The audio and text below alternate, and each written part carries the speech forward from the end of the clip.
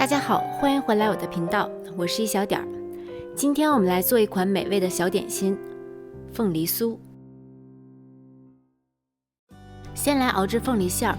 关于凤梨和菠萝的区别，我的理解是它们是同一种水果的不同品种，以及不同地区在叫法上的区别，所以不必过于纠结。做凤梨酥尽量选择表皮泛黄、有微微香气的菠萝。菠萝在采摘下来之后就不会变得更甜了，所以买回家的菠萝不需要放置，要尽快食用。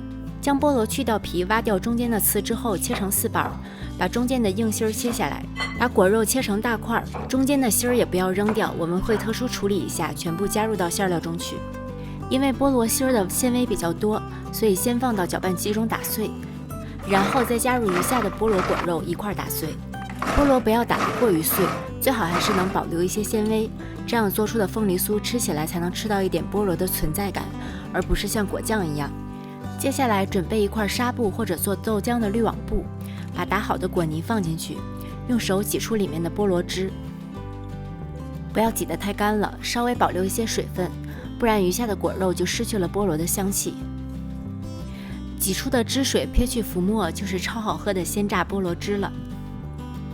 下面我们来炒馅儿，因为馅料到最后会比较黏，所以最好还是使用不粘锅。开小火，加入冰糖，将冰糖翻炒到融化之后，继续翻炒到馅料中的水分慢慢挥发，稍微变干，然后加入麦芽糖，也可以用水饴、玉米糖浆等其他单糖来代替。它的作用除了提供甜度之外，主要是提供粘度。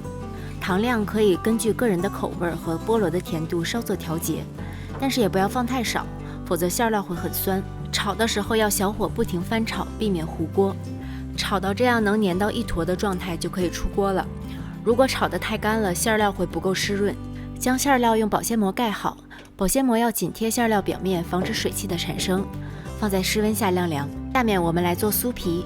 将黄油在室温下软化到手指能戳一个洞的程度，用打蛋器打匀，再加入糖粉，低速混合之后转中高速打发至黄油颜色发白，然后分2次加入鸡蛋液，第一次搅匀之后再加入第2次，避免因为一次加入水分过多造成水油分离的情况。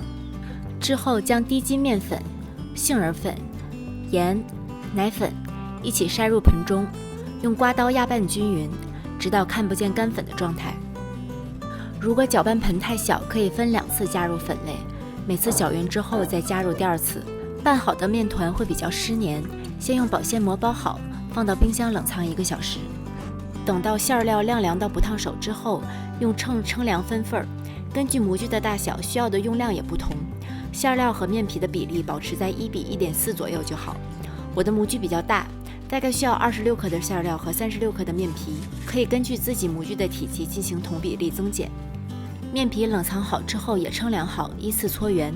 我的模具根据这个配方可以做12个凤梨酥，小模具应该可以多做一些。拿一个面皮按扁，放入馅料，用1只手的虎口慢慢向上推来收口，这样包馅和皮之间不会有缝隙。面皮如果因为冷藏太久比较硬而缺乏延展性的话，可以室温放置一会儿再使用。因为我买的这个模具是长条形的，不是传统方块型的，所以为了放入模具，需要把包好的凤梨酥搓长，调整一下形状，使它恰好能放到模具中。接下来需要按压面团，使它填满模具。我捡了一块和模具内边一样大的纸板，包上保鲜膜，按压在面团上，这样面团受力比较均匀，表面也会很平整。按压力度不要过大，以免面团从模具下面挤出来。将凤梨酥放在预热到165摄氏度的烤箱中层，烤24分钟。在烤第13分钟之后，取出来翻个面儿。翻面时要小心，凤梨酥要在模具中烤，是为了防止它在烤的过程中膨胀变形。将烤盘放回到烤箱中，再烤余下的11分钟。烤好的凤梨酥小心地转移到烤架上，稍微晾凉之后脱模。等彻底晾凉之后就可以享用了。我们自己亲手做的凤梨酥，不含添加剂，不添加冬瓜，没吃到嘴里我就已经闻到了菠萝的香气。